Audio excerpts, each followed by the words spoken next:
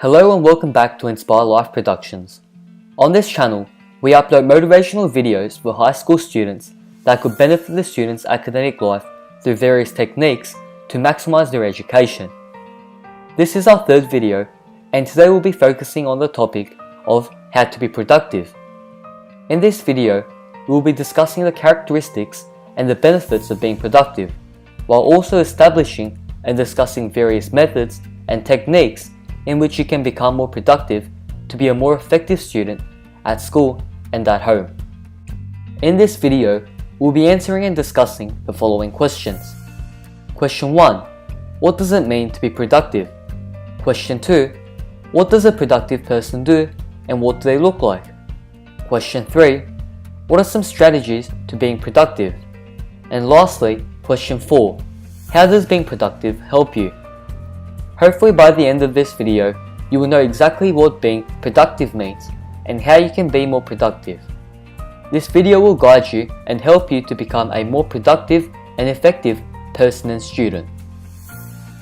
Firstly, what does it mean to be productive?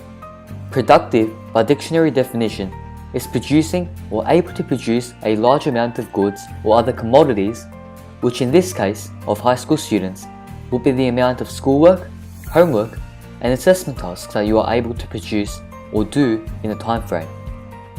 Being productive means that you are able to use your time wisely in order to get the most work done. This can be done through eliminating distractions so that you can focus for an extended period of time. Being productive means that you are not lazy, so instead of playing video games, you should start on your history assessment, which is due next week, or study for that math exam on Friday. You also need to get into the mindset of doing work before play. This mindset is an essential step towards a more productive lifestyle and can benefit you greatly if you have a short time frame to do something. Productivity is directly linked to the ability to concentrate and focus. So the next question is, what does a productive person do and what do they look like? So let us visualize the characteristics of a productive person. Well, there are various ways in which a person can be productive.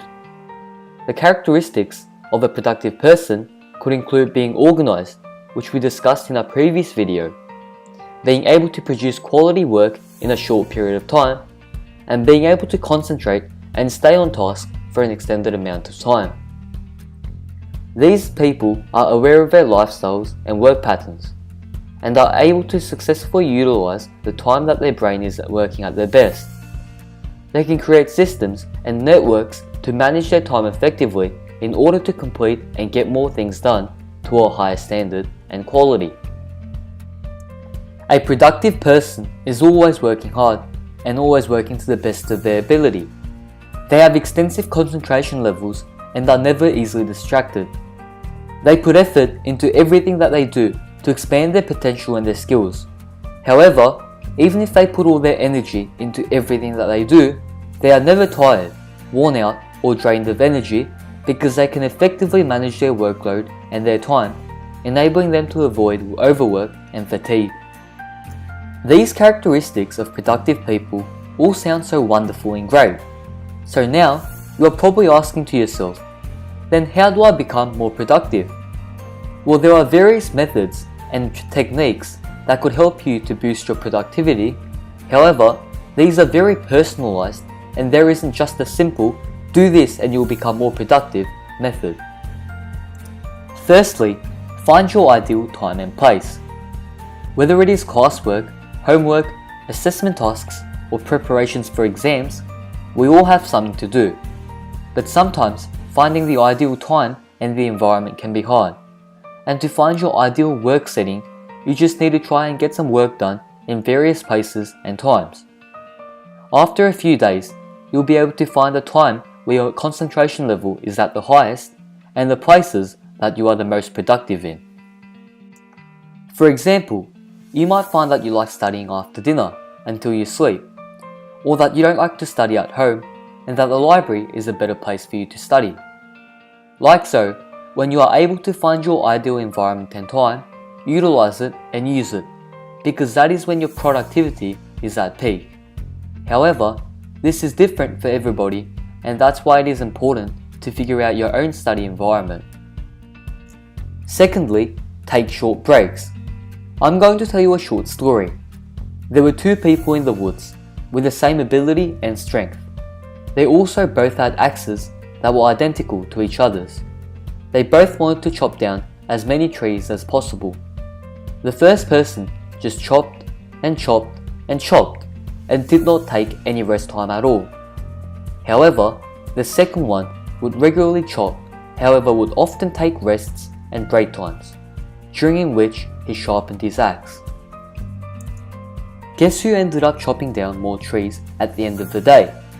It was the second one who regularly took rest time. Why? Because during the rest time he was able to gain more energy and was able to sharpen his axe, which if we apply to school life would be like refreshing our minds and sharpening our thoughts. This short story was to demonstrate the importance and effectiveness of breaks. Breaks enable you to take some time off to refresh yourself, which can help you become less tired and help you become more concentrated throughout the day, while also enabling you to think about what you have learned and to revise and prepare for the next thing you will be learning. Statistics show that an effective study to rest ratio is 52 to 17. Apparently, taking 52 minutes of study and having 17 minutes of rest is the best way to becoming the most productive that you can be. However, you can change this to fit your own personal style.